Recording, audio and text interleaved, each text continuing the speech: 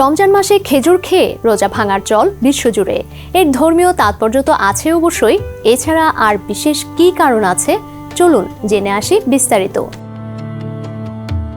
ইফতারের শুরুতে খেজুর খাওয়ার পেছনে ধর্মীয় তাৎপর্য সবচেয়ে গুরুত্বপূর্ণ। তবে খেজুরের পুষ্টিগুণও গুরুত্বপূর্ণ।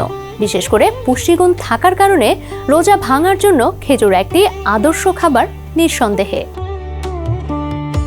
পুষ্টিবিদরা বলছেন, যখন আপনি রোজা ভাঙেন তখন আপনার শরীর তাৎক্ষণিকভাবে গ্লুকোজ তৈরির চেষ্টা করে, কারণ শরীরে জ্বালানি হিসেবে এটির প্রয়োজন হয়। খেজুরে প্রচুর পরিমাণে চিনি থাকে, যা অন্যান্য খাবারের তুলনায় রক্তে শর্করার মাত্রা অনেক দ্রুত বৃদ্ধি করে। চিকিৎসকরা বলেন খেজুর অসাধারণ একটি খাবার, কারণ এতে শর্করা এবং জটিল কার্বোহাইড্রেট উভয়ই থাকে। এর অর্থ হলো এই ফলটি শরীরকে প্রচুর পরিমাণে শক্তি সরবরাহ করে। খেজুর ভিটামিন এ, কে, বি6 এবং আয়রনে সমৃদ্ধ। এছাড়া অল্প সময়ের মধ্যে শরীরকে প্রয়োজনীয় সমস্ত পুষ্টি সরবরাহ করতেও সহায়তা করে এই খাবারটি।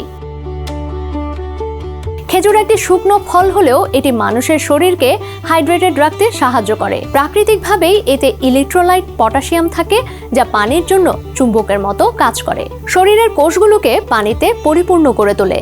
চিকিৎসকদের মতে অনেকে খেজুর দিয়ে রোজা ভাঙেন এবং পানীয় পান করেন। এটি শক্তির জন্য চমৎকার, পাশাপাশি শরীরের পানির ভারসাম্য বজায় রাখে। এছাড়া খেজুর খাওয়ার পরে সাধারণত অতিরিক্ত ইলেকট্রোলাইট গ্রহণের প্রয়োজন হয় না। রমজান মাসে অনেকের ওজন কমে যায়, কিন্তু ইফতারে অতিরিক্ত খেজুর খেলে রোজা রাখার পরও ওজন বাড়তে পারে।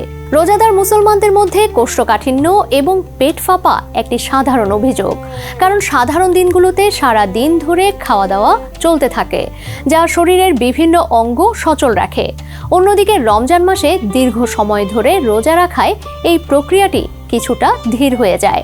খেজুর ফাইবারের একটি চমৎকার উৎস, যা শরীরের বর্জ্য পদার্থকে অন্ত্রের মধ্য দিয়ে আরও সহজে বেরিয়ে যেতে সাহায্য করে।